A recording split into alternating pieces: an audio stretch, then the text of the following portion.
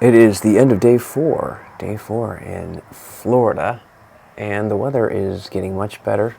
I finally made it to t-shirts, although it's a little cool. I wouldn't mind a sweatshirt, but I don't have to have it. Definitely not too humid, maybe a tiny bit. But yeah, it was a very nice temperature today. T-shirts all the way, and up to Punta Gorda. Punta Gorda.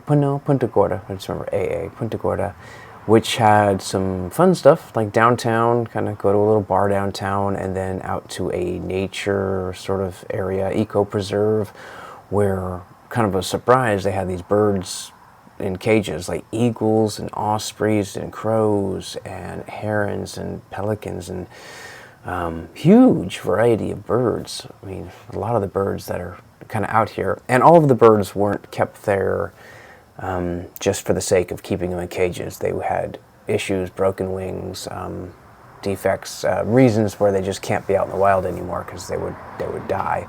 So it was kind of good to know that they're not, because it's kind of weird seeing birds in cages, and they're not terribly huge.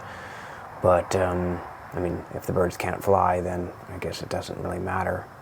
Cage doesn't have to be too big, but yeah. So it's good to know that. I guess, I don't know. I mean, I asked, but I think they should kind of post that. Maybe they do, and I just didn't see it. But you kind of feel better knowing they're actually keeping them alive. And the other thing about when you keep animals like this in zoos, in particular places that when people can see them, I mean, some might react and go crazy and just think, thou shalt not keep them ever in cages, even if it saves their life. Although zoos, it's a different story. But as the public learns about these animals, and you can see them and appreciate them, and just get to see them up close, I think it makes it a little more personal, where people may not, or they may care more about conservation efforts to make sure these animals aren't, hunted to extinction or protected or things like that. So yeah, even owls, they even had a few owls in there. So I think it's a good thing overall. I know there's pros and cons to it, but in this case, they really have to be there. But yeah, in other cases like zoos, I think that's one of the biggest benefits of it, is just when people, as kids, they see these tigers and stuff and get fascinated. And as they grow older, they may support more for protecting these animals instead of just wanting to go out and shoot them dead for no reason. So, or it could have the opposite effect. But I think in general it helps when children can kind of see and appreciate nature and wildlife rather than just, murdering them for no reason.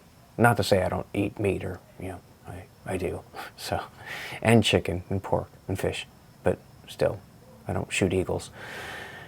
All right, yeah, fun stuff. So after doing that, then it was out to the little same kind of thing as before. They have boardwalks that kind of go out through, and it really seems like jungle. I don't know what you'd call it out here, Everglades, I guess.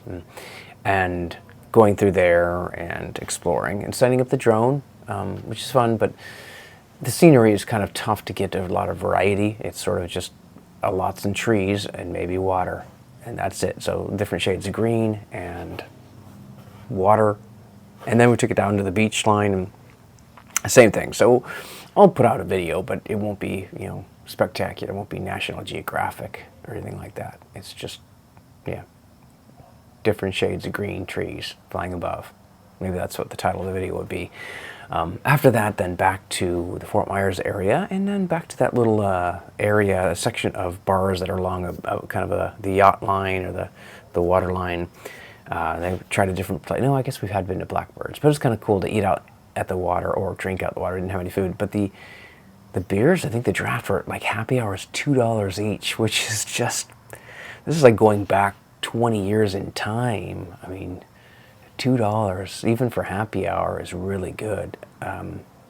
Yeah, that was crazy. I was like, okay, we had to go back just to have that deal.